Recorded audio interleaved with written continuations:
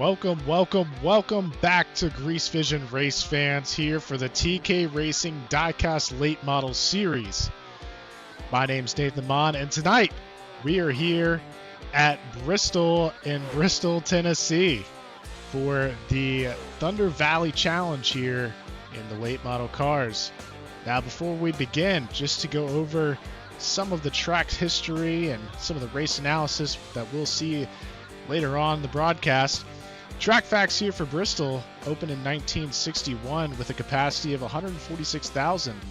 In 92 was converted to concrete and became known as the world's fastest half mile, also known as the last great Coliseum. It's just over a half mile track. Banking in the corners is between 24 and 28 degrees. On the front stretch between 5 and 9 degrees, and on the back stretch between 4 and 8 degrees. Taking a look here at the race analysis for the Thunder Valley Challenge, it's going to be 94 laps tonight, which equates to 50 miles. Pit lane speed is down at 35, so these drivers definitely got to back it down pretty quick from being pretty much flat out on the oval portion. There's 22 gallons of gas in each car, and there is one extra set of tires. So something that might come in, and I can talk about here in a little bit, is the tire wear here. Some track records to note: Stuart Friesen in the dirt late model with a 16.574, which he set back in 2021. And Kyle Larson in the Food City 500 set the track record at a 14.945 in the Cup car in 2018. He also does have the track record for the Cup car when the Cup cars have gone here on dirt. So pretty interesting fact there for Mr. Larson. As we take a look at our standings so far, Drew Wooten, our 5-time winner here with 249 points, currently in the points lead. Nick Gowen in second with a win this season, 24 points back. Dennis Wilder Jr. in third. Davis Warren, league owner, in fourth. We have Nick Priest in fifth, a one-time winner so far this season. Travis Ellington in sixth. Chad McLeod in seventh. Braden Campbell in eighth. Eli Lewis in ninth. And Avery Schwalm, our other winner so far this season, in 10th. Rounding out the top 20, we have Casey Quigley, Chandler Carroll, Eric Purcell, Matt Grimm, Chris Blackstock, Logan Joyner, Corey Bodie, Tristan Stevenson, Robert Arch, and Zach Smith. And so far tonight, I have seen a couple of new faces out on track. I know that we've been having some recruiting going on, so it looks like we will have about 12 cars that will start this race based on what I'm seeing right now, but these drivers still have a couple more minutes to load in to their cars here on iRacing. Man, Bristol, just a very historic track when it comes to oval racing. Whether it's in the old days of Earnhardt rattling Labonte's cage with, on the last lap to win here, or maybe it's as recent as the scuffle between Chase Elliott and Kevin Harvick back in 21, where they got into it on pit road. Or maybe it's even helmets getting thrown and Junior closing it out with the iconic phrase, "It's Bristol, baby." A lot of history, a lot of great moments here at Bristol. As we wait for these guys to finish up their practice and hop into qualifying, I believe we do have a couple more minutes to go. We do have somebody in chat asking over/under on cautions. I believe it says he's got 5.5. I can't really see what the number is, but I believe it's 5.5. I will say to the chat here, past few weeks have been very clean. These drivers have definitely stepped it up in terms of managing their car and car control and driver awareness. Definitely seen a decrease in cautions as the season's gone on, which is always nice to see from a racecraft standpoint. I'm gonna be. I know it's Bristol, but I'm gonna go out on a limb here and say under. I think I'll take the under on the 5. Remember, only 94 laps, but never know. Could always get proven wrong. A couple other things to note for tonight. I do have some intel hint from Nick Gowen. Looks like, and I was listening to these drivers as they were running some practice laps. Looks like pretty much these cars are going to be flat out around here for at least the better part of the night. and Nick was saying that he was able to do a 40-lap run on the bottom of the track, which all season we've seen that be the dominant line. In general, I did see some guys running around the top as well for tonight, so maybe that's a tire saving strategy. We'll see. But Nick said he was able to do a 40-lap run, basically flat out without lifting off the throttle for the whole run. But because of not lifting, not really saving any of the tires or anything, that cost him half a second by the end of the run. So at the start of the run, running about 15-second laps around this half mile. By the end of the run, looking at 15.5 seconds. So tire wear, again, going to be probably a little bit inflated based on what we've seen so far this season. But I think it's going to come down to the different lines that these drivers run. Do they sacrifice the short run speed on the high side and save a little bit more? Or do they really go after it and battle for position early on the low side? And again, this is something that could change with traffic, dirty air that these cars create in the wake behind them. Different things like that might play a little bit of a factor in how these cars are going to handle. But I think I heard one of the drivers say it in the chat earlier while I was in there watching them do some practice laps. They said that it feels like this is going to be the Daytona of late model stock. So that's definitely going to make for an interesting dynamic here tonight. And maybe in the chat, you might be right on the over for the 5 cautions if that's the case. As we know that that Daytona and super speedways in general, especially on iRacing as well as in real life, can get very chaotic. So we'll see if we have a big one tonight here at Bristol. But it looks like we are into some qualifying here. Let's take a few seconds to lock in on some of these drivers. So we've got Pete Dillon currently with the best time at a 14.97. He is in provisional pole right now. Looks like he has finished his qualifying efforts. Take a look at Brandon Zachary, also finished his qualifying efforts. He's currently in P2 with a 15.06. Davis Warren going to be able to come in and snag P2 from Brandon with a 15 flat. Travis Ellington able to slip into the podium of qualifying with a 15.05. So you see these times are all within a tenth so far. Another driver that puts up a time, Matt Grimm, currently in P5 with a 15.12. So kind of the first one out of that first little group that is outside of a tenth away from the leader. Dylan Gooden just finishes his lap time. He's currently P2 now with a 14.99. So, I mean, the difference between himself, P3, P4, P5 is less than a tenth. Even all the way down to P6, it looks like less than a tenth of a second. Less than a tenth of a second is going to separate these drivers. So super close racing tonight. At least in the qualifying stages of this. Looks like a couple more guys out on track. Nick Gowen, currently P2 in points, going to set a 15.02, so not quite fast enough for the front row or for the top 3. That's going to place him in 4th. For right now, Dennis Wilder Jr. going to set a 15.05. As I try to get to Dennis's car. There he is. Dennis Wilder Jr. currently good enough for P5 if he's able to improve. It looks like he does improve to a 15.02, but that's just going to tie him with Nick Gowen. And the sim says that he is still in 5th. So even though him and Nick tie on time, Nick is going to get the position. I believe it's because he set the lap first is how that works. But as we take a look here, see, it looks like Drew Wooten, our points leader, did set a lap. It's a 15.19. So a little bit off the pace from what we've seen from some of these other drivers. Couple tenths off, but we've seen Drew in the past, throughout this season, maybe not have the best qualifying effort. And when it comes time for the heat races, for the feature race, he's able to make it back up. And I mean, we saw last week in the second race at Slinger, he was able to almost lap the whole field. He was one car short. It came down between him and I believe the 3 car of Eli Lewis was the one that was really wanting to hold on to being on the lead lap. And so Drew able to lap everybody but Eli last week at Slinger. But looks like these guys are beginning to wrap up their qualifying efforts. We just see Nick Gowen doing a little backwards driving at Bristol.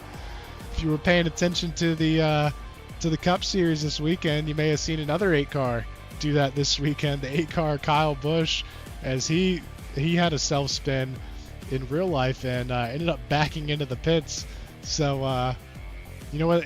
What's the saying? Life imitates art. I guess it's the other way around for this go round. But here we are. We are going to have 2 heats, I believe, for this one. So gridding up now for heat number 1, and this is going to be the Kicking the Tires heat race. But before we go to that, let's take a quick look at the qualifying results here.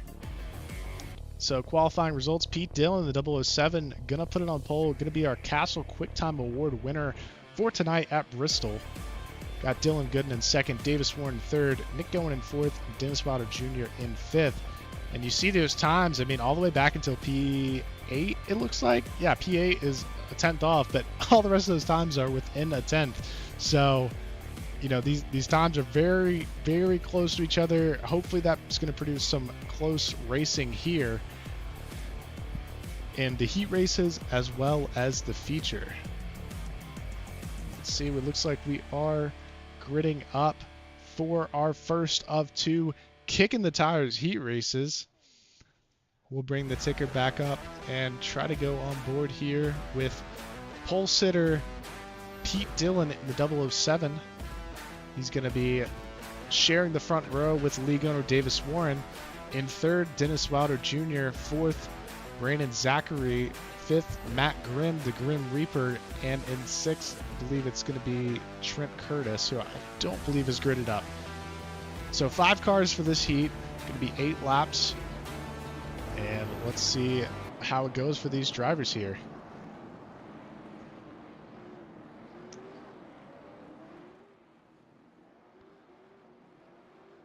I believe the pace car has left. Let's take a look here. Nope, pace car, so just kind of backing up the field just a little bit. Lights are off on the pace car, so we will be going green next time by. You see Dennis Wilder Jr. really revving up the engine, trying to get some heat in these tires. Right behind Pete Dillon in the 007, just the 7 as we see on screen. Nick Cohen in the chat saying, I'm not lifting until I see Goddard the checkered.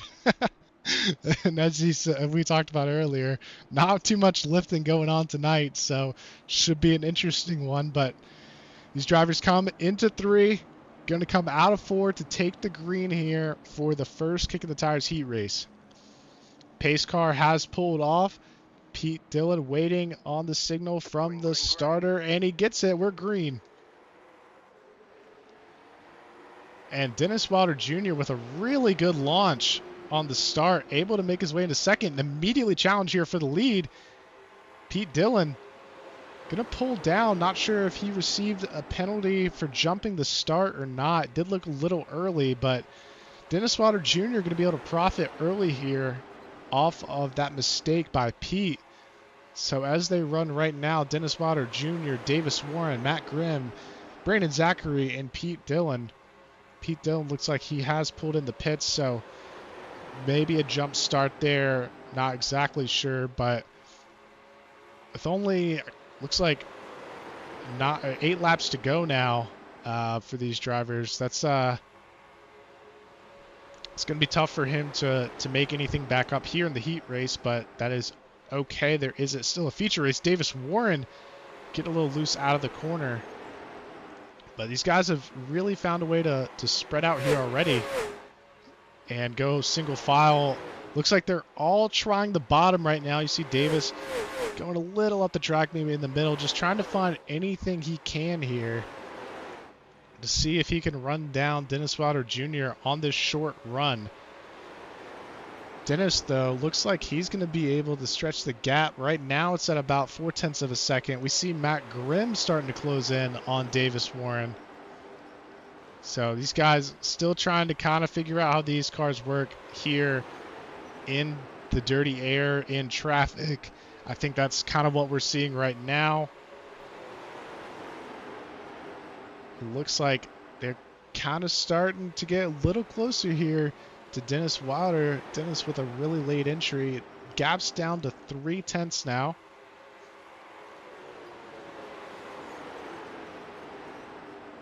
So it looks like Davis and Matt begin to close in. The battle between Davis and Matt looks like they're... that might be... I think that's all she wrote. I'm not sure if our overlay is working correctly, but I think that's going to do it for heat number 1. Dennis Wilder Jr. going to take the win over Davis Warren and Matt Grimm. Brandon Zachary in 4th. Pete Dillon finishes out 5th. So here we go into heat race number 2. I'll attempt to fix the overlay now while they grid up.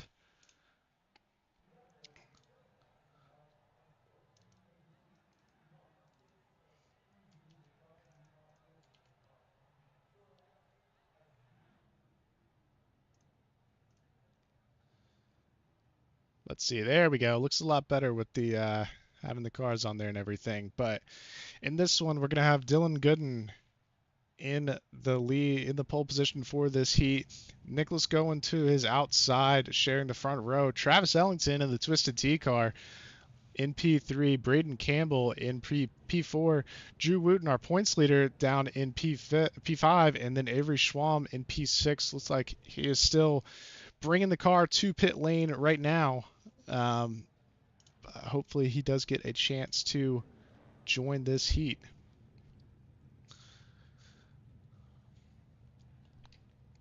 Looks like maybe not for Avery. Might be just waiting out until the feature race. Not sure if I understand that strategy, just because the heat races are kind of free practice for the feature race. So not sure if he had to step away or something, but nonetheless, we kick off heat number 2 of the Kick of the Tires heat races, as Dylan Gooden is going to lead this field of 5 to the green shortly.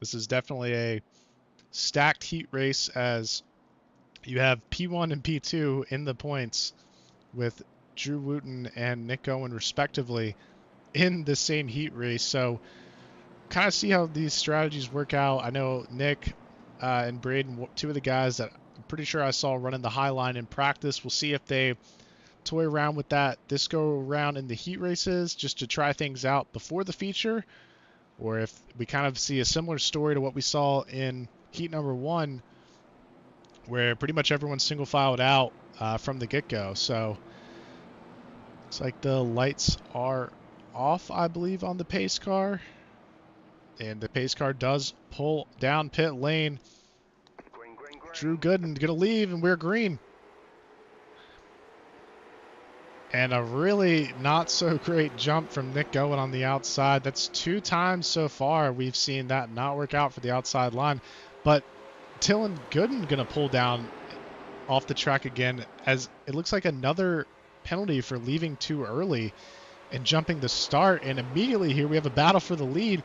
Drew Wooten looking to the inside of Travis Ellington. Travis going to make it as difficult as possible for Drew to get around. And Nick Owen is just behind him, just waiting for one of them to mess up and do something stupid. Nick, you see, using the high side of the track to gain a little bit of a run down the straightaway.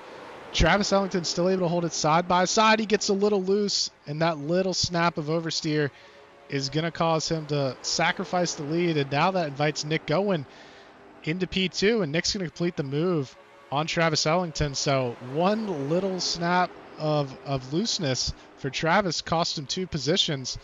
So see him side by side with Braden Campbell. Braden going to back out of making the move as they go single file, but only a few laps left to go in this heat race.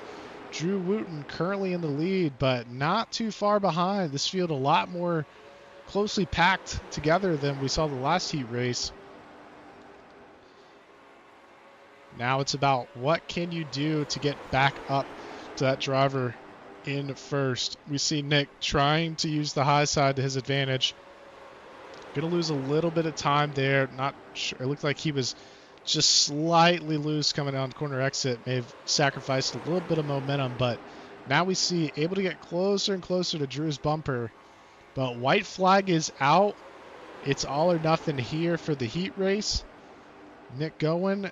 Is he going to look to the inside? He fakes a move, hoping that's enough to rattle Drew's cage, but it's not going to be enough. Drew Wooten going to win heat number 2 of the Kicking the Tires heat races here at Bristol.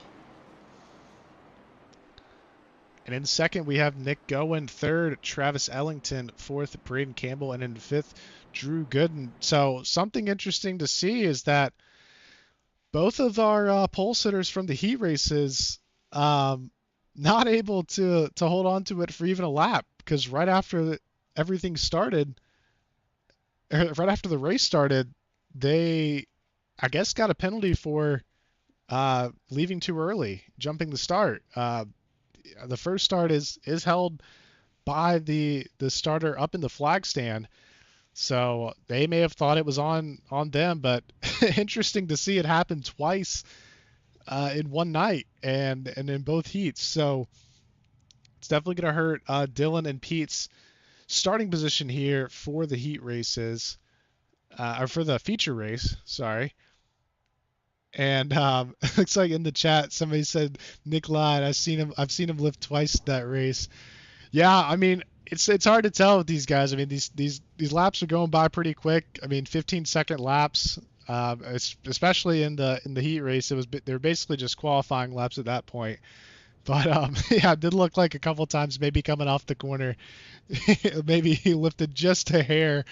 I think there was one time he looked like he was a little bit loose. Not sure if that was just on my end or not, but we are gonna see a invert of the top 5 here, I believe, or some sort of invert, because we're gonna have Matt Grimm.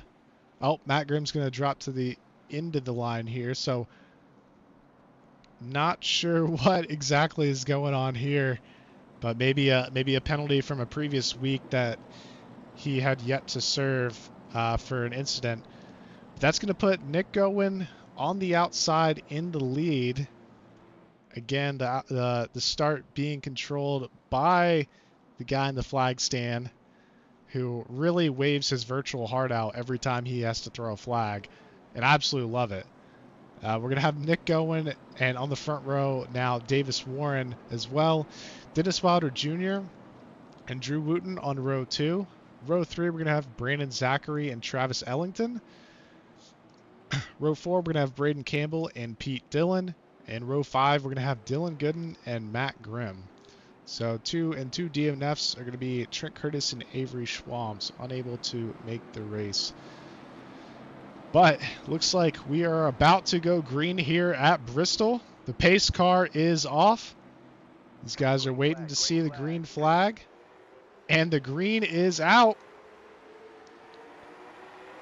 A pretty good jump from both rows that time, unlike what we had seen in the heat races. But Davis Warren going to get out to an early lead. In P2, it's going to be the battle between Nick Gowen and Dennis Wilder Jr. Nick, you see, using that high side, one car a little bit loose. That's going to be the 16 of Brandon Zachary. Almost gets in and collects most of the field, but Dennis Wilder Jr. able to make a move on Davis Warren for the lead.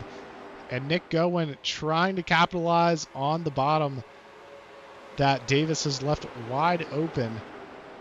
Davis, really not by choice at all, but maybe just trying out that high side while he's forced up there just to see what it's like. But we now see most of the drivers here going to the bottom. In the back here, it looks like Dylan Gooden was able to make up some spots. Travis Ellington taps the wall. Going to lose him a little bit of momentum. But Dylan Gooden up 3 spots, able to make up some ground on the start. But Matt Grimm very close behind, able to fend him off for now. in the lead, though, as you see these guys are nose to tail pretty much the whole way back. Nick Gowen going to give up the inside to Davis Warren. Davis looking to make the move here. It's crazy to see these guys 2x2 here at Bristol. Usually you only see that on a super speedway, but Dennis Wilder going to do more super speedway tactics and try to block both lanes here. So some interesting driving here. We're only on lap 7, and it feels like these guys are racing for on the last lap of the race or something, but Nick kind of going to get caught on the high side here. Maybe this is the time he decides to save some tire. Going to have a little contact with the 7 of Pete Dillon, who's up 5 spots. Davis Warren now looking to the inside on Dennis Wilder, but I think Dennis should be able to at least make this pass a little bit difficult with him being on the high side. Maybe not as fast as Davis on the low side, but not allowing Davis the chance to track out the car on exit is killing Davis's speed. They're not really allowing him to maximize his track out speed from each corner. But they're side by side right now. Looks like Davis is starting to gain the edge over Dennis. But Dennis able to just fight back on each and every exit as he's just got a little bit more straightaway speed than Davis has. But our newcomer, Brandon Zachary, gonna go up into P2, now solidifies P2 with Dennis Wilder getting hung out on the outside. Davis Warren going to comfortably take the lead now. Dennis Wilder still on the outside, starting to lose a bunch of spots, maybe some internet issues as well, but he lost a lot of spots there from fighting for the lead. Now back in the P6. Nick Gowen fighting here with Braden Campbell a little further back. I believe both these guys had tried out the high side, whether they chose to or not. And you see on track how much time that's cost him so far. Looks like just from, the car in front of Nick being Dennis Wilder Jr., he's already 7/10 behind 7/10 behind Dennis Wilder Jr. So a lot of ground to make up when these guys are pretty much flat out. But as we look back up front, it's 5 cars stacked up, ready to go. And Davis Warren is leading them, coming out of 4 to complete lap 16 on to lap 17, I believe. But Braden Zachary, the newcomer here, in the 16, not letting Davis walk away with this one too easily, as he is right on the rear bumper of Davis as they go back into 1.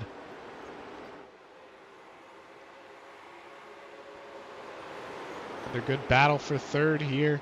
Dylan Gooden and Pete Dillon. Dylan Gooden on the bottom trying to fend off Pete Dillon. It looks like, it gets a little loose. Had to check up maybe a hair for Brandon. That's going to cost both of them time and allow Pete Dillon to make a run on Brandon for second here. Pretty good racing so far between these guys, and also a couple names that maybe we haven't seen up towards the front in a while. Always good to see, as we have some, the newcomers as well that are feisty and they're ready to race.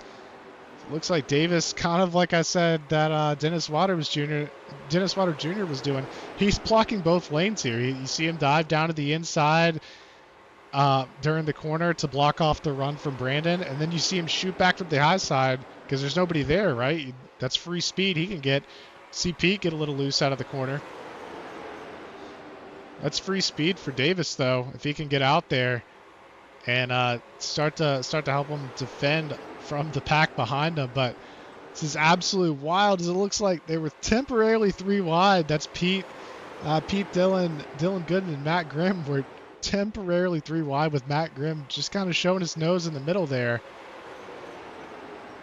Able to collect it, no cautions at all. Brandon Zachary to the inside of Davis Warren. Does he have enough to make it work? It's like he clips the apron a little bit. Gonna cost him a little bit of speed, but still able to stay side by side with Davis.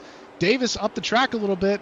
Brandon gonna take the lead. First race in GreaseCar, currently in the lead on lap 24. Davis Warren settles in behind him. Dylan Gooden in third, Matt Grimm in fourth, Pete Dillon in fifth, and not too far behind them, Travis Ellington in sixth, and then coming back towards the front, Dennis Wilder Jr. It's like he's just kind of hanging out so far behind the pack he once led. Maybe waiting for a mistake, waiting for people to wear their tires as we see Pete Dillon go up the track. That's going to invite Dennis Wilder Jr. to make up a position. A little bit further back now, looks like 1.7 seconds now off the lead is Nick Cohen and Drew Wooten. And you got to imagine with their experience and the number of times we've seen these two fight for the win so far, they're saving all sorts of tire right now. Just knowing that, yeah, it's only lap 28, by lap 90, I expect these guys to be at the front, based on, all the experience, all the racing I've seen so far this season. But as we take a look back to the front, it looks like Brandon Zachary has kind of been able to pull away from this group a little bit. He's currently about a second away from P2 of Davis Warren, and he's just kind of driving away. It looks like definitely the clean air now that he has is where you want to be. You just got to hope he's not burning up too much tire, pushing himself that far out in front that it's going to hurt him late in this run. But now the battle for second, Davis Warren trying to fend off Dylan Gooden. Dylan starting to fake a few moves here as... Ladies and gentlemen, welcome to the booth, Mr. Logan Joyner. How you doing, buddy? Man, you have missed it so far. 32 laps and the heat races. These guys have been bumper or nose to tail the entire way. Yeah, I hate I had to miss that. It looks like Davis Warren fighting hard for that position there on the outside. Yeah, I mean, this is insane racing so far. Looks like, funny enough, I know we have some experience in the NASCAR series cars. The high side usually a good way to get a good run on somebody, but tonight quite the opposite.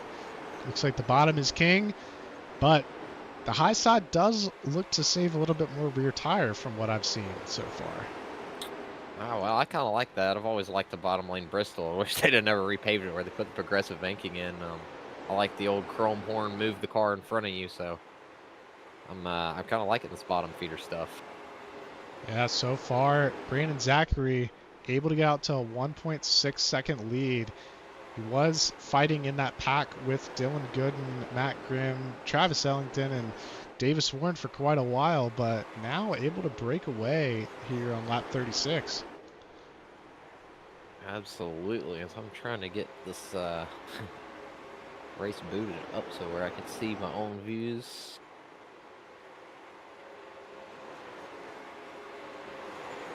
Looks like the battle here for second has died down a little bit, as we don't see these cars 2x2 like we saw them in the early laps of the feature race. So they've gone single file, a little bit of a gap between each of these cars, just starting to settle into this feature race. But as we talked about before, Drew Wooten and Nick Cohen currently a second and a half behind this pack in 8th and 9th. I was just about to bring those two up because I don't know anything about what's happened before, but just seeing those two together that far back, you have to think they know something maybe this leader's told about the tire saving tonight. Yeah, it's so far pretty much what we've seen is that Nick started up front in the lead and got kind of hung out to dry on the outside, and him and Drew kind of just settled back here, just running pretty close to each other, but they have sacrificed a little bit of a gap, but that gap's starting to get reeled in. As I just said, it was 1.7, it's now 1.3, so only a handful of laps, and that gap to the group in front of them starting to shrink. Yeah, I am noticing after you said a lot of you can save the tire up top. I noticed that Drew Wooten and Nick Cohen are not running the bottom; they're running like either half a lane or a lane and a half up, So I'm wondering if maybe that's part of the strategy there. And Brandon Zachary's lead, a newcomer to this series, still at 1.6, 1.65. so able to maintain the lead that he's pulled out to so far. But you got to imagine, Logan, he's got to be using a good amount of tire getting out that far. Yeah, well, I'm watching the leader here, and he just about had contact with that outside wall, trying to steer that thing back down the racetrack. And he about does it again. Man, yeah, look, he's gotten loose really a couple times coming out of the corner. I think you see him now starting to run that middle line as well, but it might be a little too late for him on saving the tire. I think him getting loose a couple times, you know, maybe not even just the tire aspect of it, but I think it just cost him a lot of momentum, which is obviously proven to be huge at this track in these cars, because that lead that was 1.6 is all the way down to a second. And you see him get loose again coming out of 4 to start lap 48. Yeah, man. Have you heard from Chad tonight? What's that? Have you heard from Chad tonight? No Chad tonight. Ah, man. Looking forward to maybe seeing if Chad was going to make an appearance in the booth, but I know, very unfortunate. No Chad. But Dylan Gooden, you see him start to pop up now in the frame when we're looking at Brandon Zachary. He's reeled him in. He's only 7/10 behind him now. Just a few laps ago, that gap was a second larger. Brandon Zachary now beginning to struggle as we're just over halfway through this race. Yeah, he is really sliding that thing coming out of the corners now. He's having a hard time holding on to it. Absolutely, and I'm going to kind of pay attention here to the gap of Nicholas Goen and Drew Wooten here, see if maybe they're starting to gain or lose. So, yeah, I mean, they've definitely gained on Pete Dillon. Pete Dillon was in that back there. He was leading that group at one big point. Contact from the 21 car. Yeah, Dylan Gooden dropping to the back. He hit the wall very, very, very hard. So Dylan Gooden gonna pull it into the pits. That's yeah. That you see that right front tire was not pointing the right direction until he hit the wall. So he's back in the pits, but that's pretty much gonna be night over for him unless he's able to get out pretty quick. But don't think he's gonna be able to. So a tough run for Dylan Gooden tonight. Starts on the pole for the second heat, I believe, and immediately got a jump start penalty, which is what we saw in the first heat as well. And so, and now he wrecks out. So a tough night for Dylan. You know, looked pretty fast in qualifying and in practice, but a tough way to go. But Matt Grimm, the Grim Reaper, is just over half a tenth away from the lead. Believe Dylan and Matt were fighting. That's kind of what led to Dylan now being in pit lane. So definitely a tough go for Dylan on that aspect as well. You work so hard, you fight for so long with you know, tires. Oh, as we get a car spinning, it's the leader, Brandon Zachary. No. Oh, and that is catastrophic, as it looks like that's going to be a blown engine as he pulls off the track. Man, high hopes I had for Brandon Zachary tonight. Able to make his way to the lead a ton of laps here at Bristol, but loses it coming off of 4. That's going to cost him. That's going to be the night over for Brandon. Yeah, and I was watching the lap times of Nicholas Goen and Drew Wooten. They were gaining about a tenth and a half, maybe even 2/10 some laps. But you know, is that a product of them starting to turn it on? As he had too ill handling of a race car, maybe a combination. They're only 2.4 seconds back from the leader now. Actually, Drew Wooten has gained a position. He's up to 4th. He's only 2.2 behind the leader as well. Yeah, Matt Grimm, you see, starting to struggle a lot with tires, just like we saw from Brandon Zachary a handful of laps ago. He's beginning to get really loose off the corners, which is sacrificing tire and time. So double whammy there. Yeah, I'm really happy to see Matt Grimm out here leading some laps on some something that's not dirt. I think it's awesome that, you know, he's prominently a dirt driver, and I think he does very well in this series to not really do a whole lot of asphalt or concrete racing. That's pretty cool.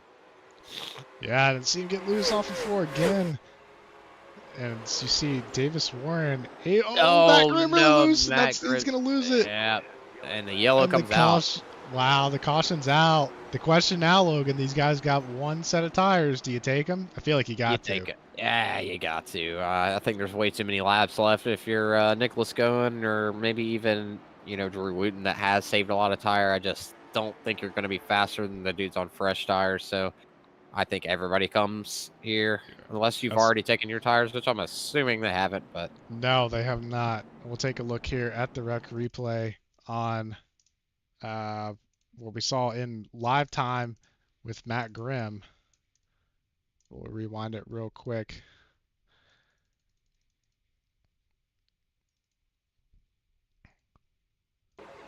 So Matt Grimm in the lead, coming off of the corner and just lose it. I'm sure that our right rear was probably flaming hot, I'm sure.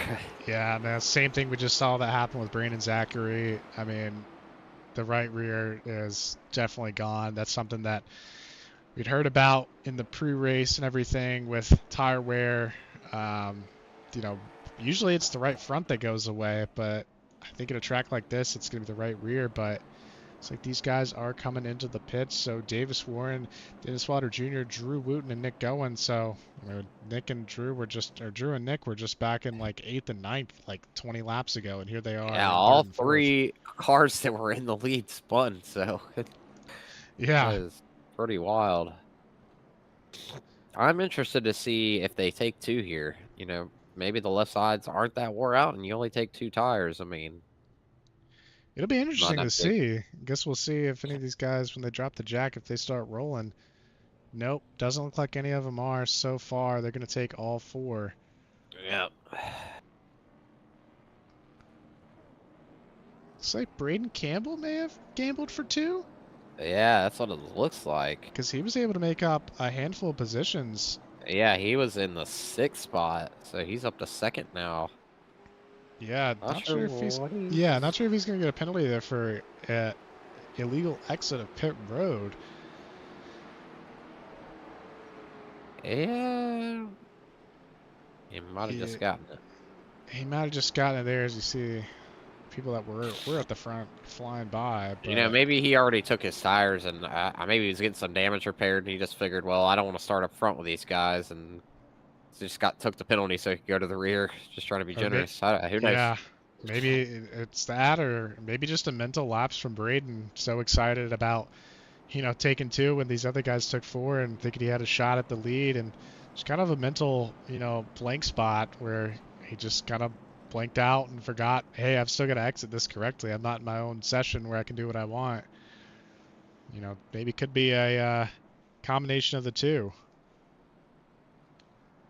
Yeah, pretty interesting there. Not sure what the whole thing was. Actually, I'm going to go back and see if he took tires or not.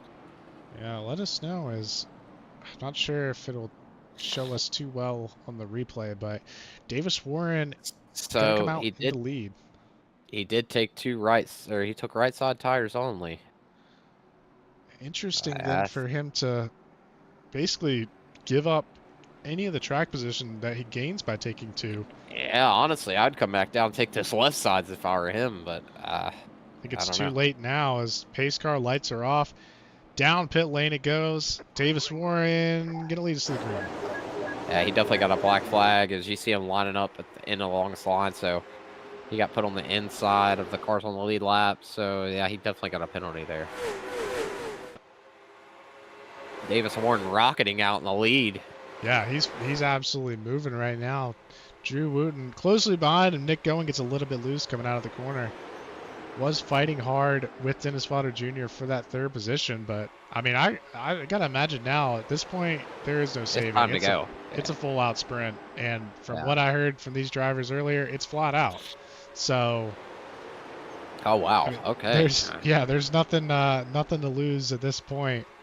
Davis going to start to try to extend his lead. It looks like it shrunk there a little bit in the middle of the corner, but currently at 0.42 seconds away from the championship leader, Drew Wooten. Can Davis do enough to pull it off tonight?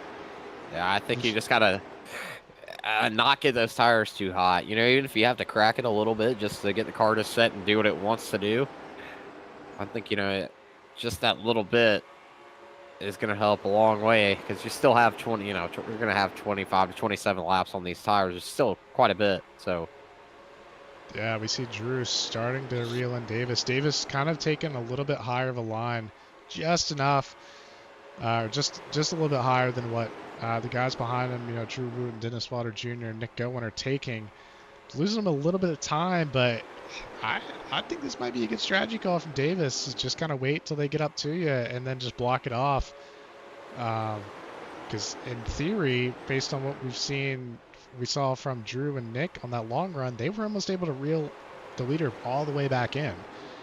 So maybe with him running just a little bit higher, yes, he's losing time now, but as long as he holds the position, I don't know if they're going to be able to get by him. Yeah, it's going to be tough. I don't know. I'm excited to see how this plays out because, oh, Nick going into the wall a little bit there. Nick going with a little contact. Maybe a little bit of net because it didn't look like it disrupted him too much, but it does look like it did make a little bit of contact there as he just looked a little slow on the next straightaway. But these four well out in front of the group behind them. The group behind them led by Travis Ellington. Or I do say group, yeah. Travis Ellington and Braden Campbell. They're nose to tail, but they are second and a half back, and there's only 16 to go. So that's not much time to make that up, especially when everyone's on fresh tires here. So yeah. I'm wondering, too, if Travis tried to take two as well and just maybe had a slow stop or something. Not too sure, just, you know, at the rate that they've fallen off. Because at the beginning of this race, I mean, it didn't matter who was driving. You know, these guys were nose to tail no matter what. And I am noticing that Davis Warren's coming off the corner really low. So like I said, it's going to get those right sides hot. And not only that, scrubbing a lot of speed coming off the corner, so yeah, I think he wants Drew to take the outside. I think that's what he's trying to force him to do. Yeah, he's definitely forcing the outside. Something we kind of saw these guys at the front do at the beginning of the race. They were basically blocking both lanes like it was a super speedway. And I'm shocked to see Davis not really doing that now. Maybe with a little bit more pressure with Drew behind him instead of some other drivers. It always is a little different when the championship leader is behind you, but doing a good job now, forcing him to the high side. Yeah, I'm sure Davis Warren's got a mirror full right now. I'm sure he's staying in that thing more than he's looking forward. Yeah, he's starting to get a little loose off the corner, and like you said, that's just scrubbing more speed off, wearing the tires more. But yeah, I mean, yeah, he's got a lot more room that he could take up if he just go up the track here. Doesn't have to. He's getting those right side super hot right now. Yeah, he doesn't have to quite, door him or anything, but he seems to start to do a little bit better here.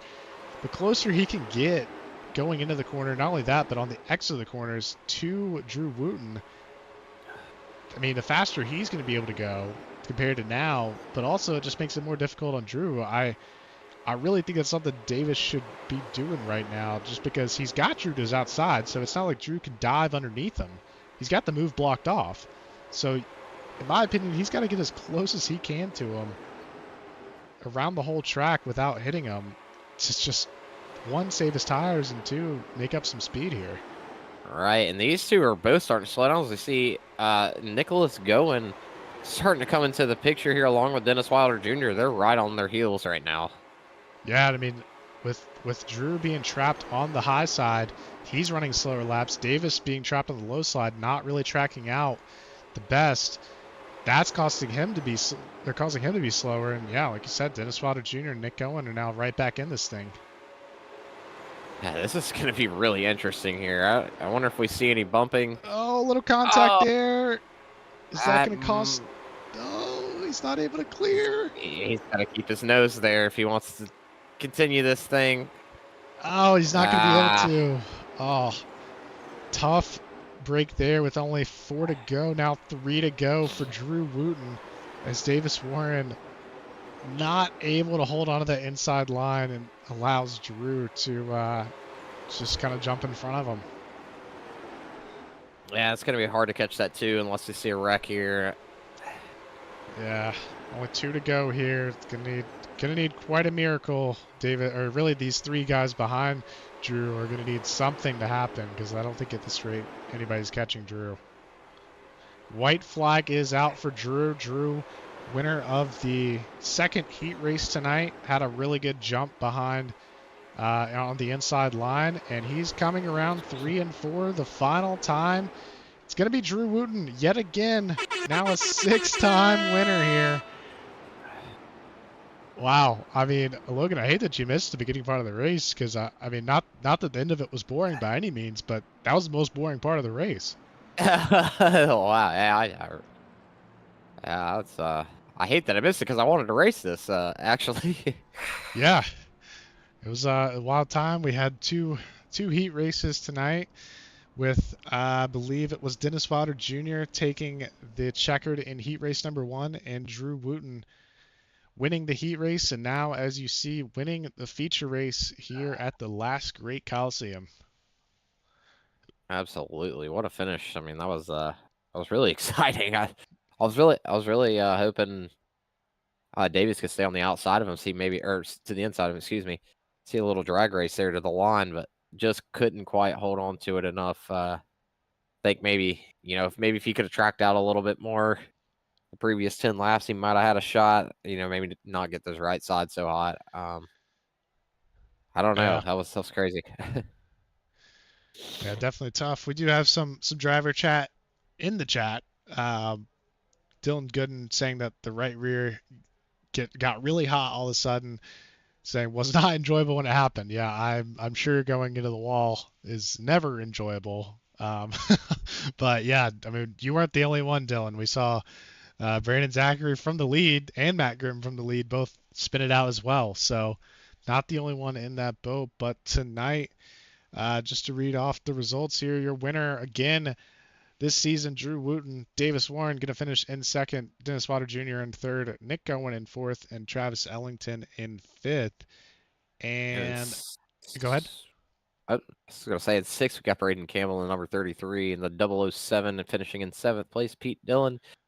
In 8th, we got Matt Grimm Reaper. In 9th, we have Brandon Zachary. 10th, Dylan Gooden. 11th, Trent Curtis. And 12th, Avery Schwalm. And because of all of the kind of just wild, chaotic stuff we saw during the race with leaders spinning and cautions really not coming out until Matt Grimm spun, your race winner is actually going to bring home the Buffalo Transformer Services Hard Charge Award as well. He's only up 3 spots, but that's good enough for it. Really, I mean, it was him in 3 spots up. You had Dennis Wilder Jr., Braden Campbell, and Pete Dillon all tied for 2 spots up. And then behind them, Travis Ellington, Davis Warren, and Avery Schwalm up 1 spot. But Drew really the only one that I guess he just made up the most ground, but it doesn't really sound like a lot when it's only 3 spots. But I'd say at a track like this, that's not too bad, considering how fast we saw the tires fall off. The leaders spinning out multiple times, so definitely probably not one he expected to win the Buffalo Transformer Services Hard Charge Award, but gets the race win and the award. So good on Drew. But Logan, I think it's time to bring some of these guys up. Let's start with Dennis Wilder. Hey, Dennis, this is Logan Nathan in the booth. You get a copy? Yes, sir. Hey, man, walk me through those last few laps there. I want to know if that played out differently. Do you think you had anything for him? I know that you probably didn't want to see them racing side by side, and there wasn't really anywhere for you to go, but what could you have done differently maybe to win this thing? Have a better pit crew. I mean, really, once you got in line, it's hard, man. Even the first half of the race, I rode back for a little bit, not pushing, and tried to make my way back up through there. And it was even tough, having a little better tire than them guys, because I saw them racing pretty hard. And I was like, well, let me see what I can do and see how it's going to work. If I save a little bit, if it's going to make it easier. But I got to the bottom of the 59 car, and that momentum, man, it doesn't matter if you got that momentum. It's just hard to make that pass clear on the bottom. You got to have a perfect run. And I was trying to push Drew down the straightaway to get him in front, and maybe, I mean, that was going to be the only way to get around them too. Is going to have to make it work on the outside, and you try to pick a lane, and then like you get bottled up on the bottom. Then you see Nick coming, and you're like, man, I got to get somewhere because he's going to fill that hole on the bottom. It was tough. I mean, it all relies on your pit crew. I mean, as sadly as and funny as that sounds, but if you could have got out first, I think, and run the middle and just give them enough room to look, but they couldn't clear you. I think that was the move. Davis had it planned out perfect, and Drew, man, he makes it work. He makes it work on the outside, and what do you say, Yeah, Dennis, a good run for you tonight, man. I know Logan was able to see the middle of the race and the beginning of the race when it was all hectic, but we saw you kind of fighting up there for the lead and everything, and then we saw you drop back. Not sure if that was by choice or not, but I noticed you dropped back, to maybe a second or so back off the lead pack. But I mean, dude, not even like 10 or 15 laps later, you were right back up to the end of it. I mean, were you able to just save that much in that little amount of time? Or kind of what was going on in the middle of that race? Yeah, I saw those guys pushing pretty hard at the beginning, and I was like, we had a race at Nashville a couple of weeks ago, and it kind of went green from flag to flag, and I was like, I don't want to get caught with my pants down again. So kind of rolled back a little bit, and it was a trial and error. I mean, if it works out, it does, and then if those guys' tires last and they don't get caught up and tight and spinning off the corner, then right there when that caution came out, I checked my tires, and I had about 51% left on both sides, so they were wearing pretty equal. It wasn't like I was killing the right front over the right rear, but luckily we got a caution because Drew and Nick were coming right before the caution, and I knew they had saved a pretty good bit because they were 2-3 seconds behind me, and it's so hard to pass here. It's like you don't want to give up a position, but there again, it's like, is tire better at the end or is positioning? So it's you got to juggle that, and it's tough. But the draft is a lot here. And burning the right front off. If you can keep it turning and stay in the throttle, because I mean you're basically throttle for that last run. There was 30 something laps, and I mean I never took my foot off the lead. It's just the way it goes. We gotta do better in the pits. You know what I mean? We got to get those guys beers or something so they calm down and slow their nerves a little bit.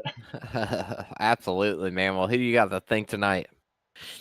Oh man, everybody. You guys in the booth for commentating this stuff. It's fun for us to come out here and try to put on a show. Number one, for people to watch. And number two, you got a commentary group that loves to laugh, and they get our little insider punches, on all of our stuff. So thank you guys.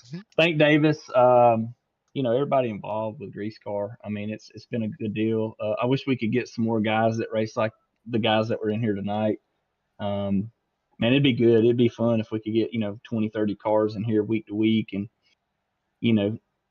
makes people better. I mean, you race people like Drew and Nick and people like that. I mean, you're going to get better. You make more laps under green than you do under caution, and that's what counts. So I'll be back next week, and South Boston's going to be a little tricky. It's not all throttle, so you got to be brake and throttle next week. So it ought to be interesting. I'm looking forward to it. Absolutely, man. Well, I'm going to get you down to your team. We're looking forward to South Boston, as you said. And we'll see you next week, hopefully, in the booth. Yes, sir. Appreciate you guys. And looks like the first round of beers is on the pit crew, so y'all come join us. All right, man. Sounds good, man. See you, brothers. And that is Dennis Felder Jr., our P3 finisher, a really strong driver all season. But now we have league owner Davis Warren, our second place finisher, up in the booth. Davis, how's it going? I own this thing? You do. Well, you do. Oh. Well, Davis, for what little bit of the race that I was able to catch, it was awesome, man.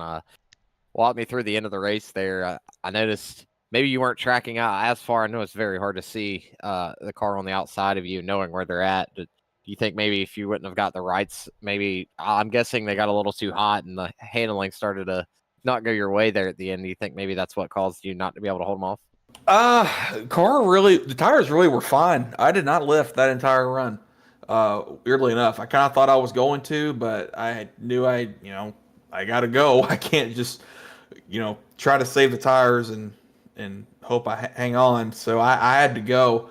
But they held on for that whole time. I mean, the car was getting a little tighter throughout the run, but I could still mat it. But I was just trying to block the bottom, and as soon as I had that lane secured, I thought, I've got this thing won. I'm good. And sure enough, old Drew Wooten does Drew Wooten things and, and finds a way to the lead. So he still did a better job of saving the tires, even though we were all running uh, wide open there. But he's there's a reason he wins a lot of races. He's just good at managing his stuff and going fast.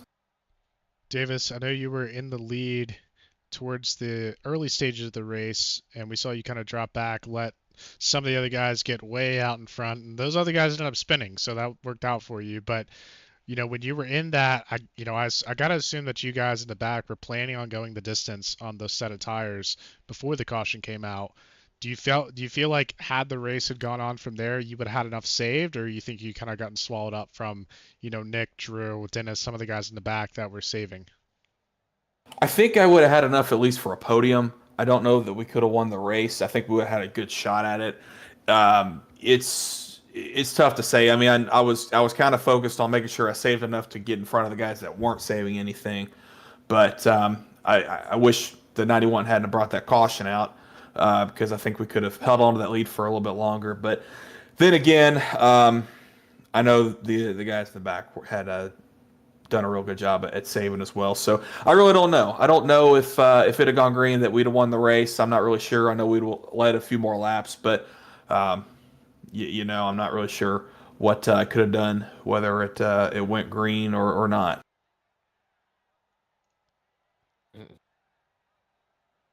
I'm sorry, I'm having audio issues. I think you're done talking, but Yeah. Whoever's ready. okay. All right, so this is how this part of it goes. All right, so you're gonna tell me who you have to think tonight, and then we're gonna listen. Oh, okay. Thank you for the reminder.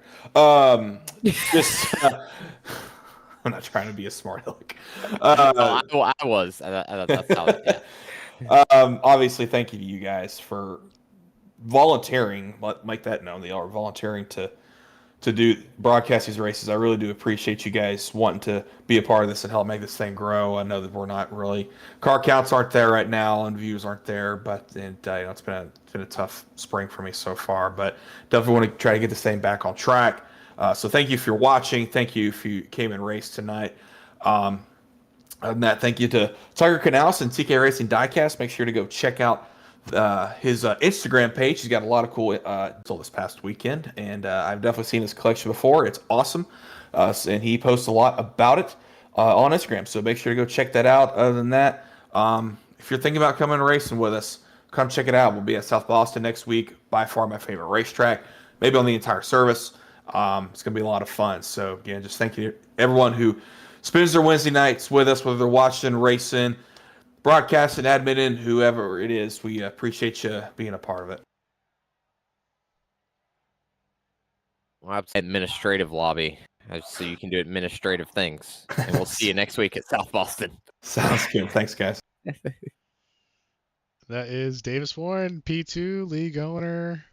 As he said, he doesn't write our checks, but that's all right. But it is time to bring in, I believe it's 7th time. I've lost count, but your winner tonight, Drew Wooten. Drew, you got a copy. Yes, sir. I got you. Hey, man, were you worried at all there at the end? Because I have a feeling that you weren't worried at all, and you knew exactly what you were doing there on that last restart. Nah, I knew when I knew I was in better shape if I could get to second and at least have a shot. I didn't want to have to race two guys for the lead because I don't think that was going to happen. So I knew I had to be perfect on that restart and find a way to get to second. So I wouldn't say I was worried. I mean, I'm never worried. I normally stay pretty cool and calm. Just try to hit my marks. Yeah, we can't tell that you're cool and calm. No, Drew, you always sound cool and calm. Another win for you tonight, and winner of the heat race, and on top of that, winner of the Buffalo Transformer Services Hard Charger Award. Say that 5 times fast. But I mean, yeah, you pretty much did all that you could do, I think, other than getting the pole. But I mean, a great run tonight. I did see you and Nick try to, save a lot of tire there in the middle of the run. You guys were catching up to at least the pack that was fighting for second or third there pretty quick. I mean, had that gone green, without the caution there that the 91 brought out, well, really two other cautions that should have been cautions, but third time's the charm on that one. If it would have stayed green, do you think you would have had enough to win it tonight?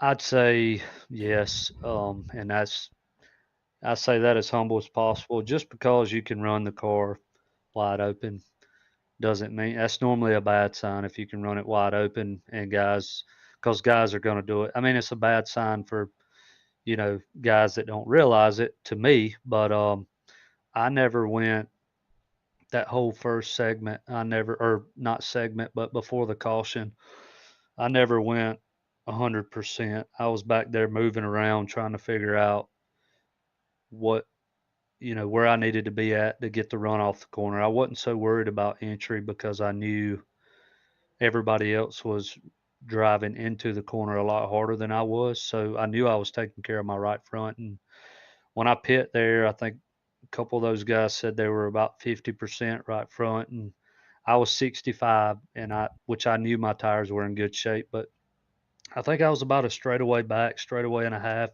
maybe a little less than that. In the middle of that first run, and I knew it'd come back to me. And then about 2 or 3 laps before the caution come out there, I realized that I 100% had good tires on the car and I'd taken care of it. So I wasn't never really worried. I was just running my race. Yeah, I was sitting there watching the time with you and Nick, because Nick was not far behind you, and I was watching the time countdown between y'all two going to the front. So definitely a good job tonight, man. I think, like Nate said, that's win 6 or 7 or 9 or something. I don't know, but great job tonight. It was interesting to watch there at the end, and just let us know who you got to think, and we'll get you out of here, man. I want to thank you guys. I want to thank Davis and everybody that puts this on. Shout out to Davis tonight. He drove a good race. When I got about 3 cars off of him, he let me know the bottom wasn't open and it wasn't going to open. I looked down there once or twice and he went a little bit lower, so I knew I was going to have to make the top work, and if that meant finishing second, that's what it was going to be. But I was going to give it a hell of a shot, and I did. And I think he moved to the bottom. He kind of showed his hand a little too early because I knew when he started defending that bottom, he was killing his momentum in the center, driving it in that low. So I knew if I hit my marks and stayed, there were certain bumps in each corner that you had to miss to keep the car at its maximum roll speed. And once I figured that out with about 15 to go, I said, well, it's going to take me, probably 3 or 4 laps to pull up or get a nose on him on the outside, 3 or 4 laps to even up with him, and 3 or 4 laps to try and clear him. So I knew with about 15 or 16 to go, I had to pick up the pace, and he drove a hell of a race. He could have doored me at any point in time, and he chose to race me clean.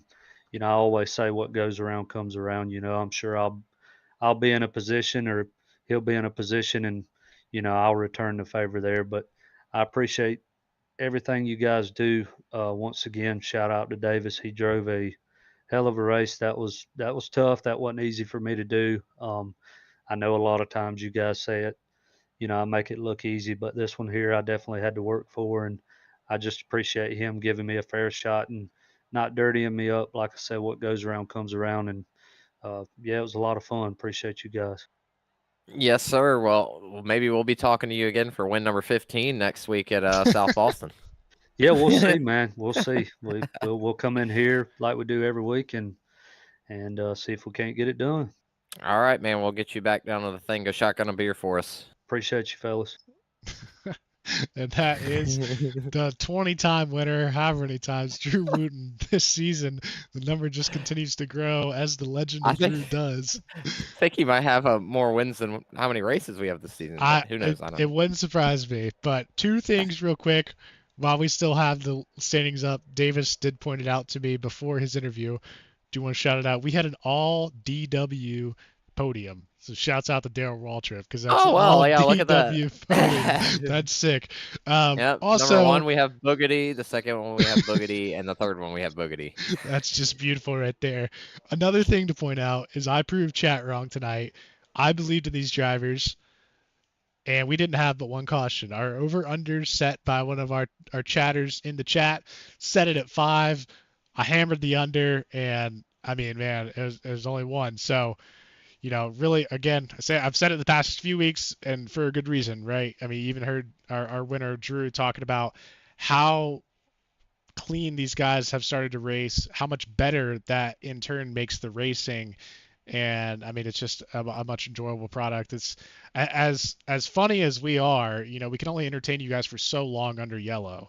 So it definitely helps when there's on track action that, we can talk at and talk to. But yeah, I think one more thing I wanted to look at because we didn't get a chance to look at it in the pre-race. I was too excited about Bristol. Is our schedule. So this is for the end of until the end of the 2024 A season.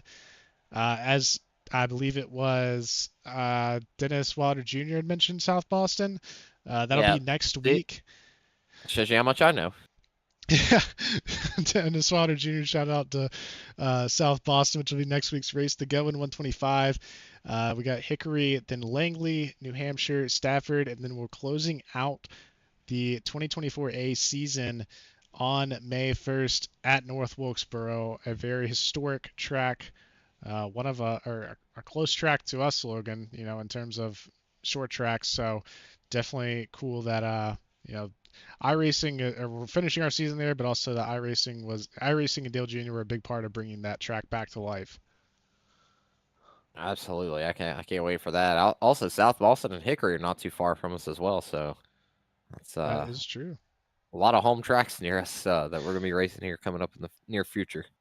Yeah, definitely will be exciting to see coming up in the following weeks to close out the season. But I think for tonight, Logan, that's going to do it for us.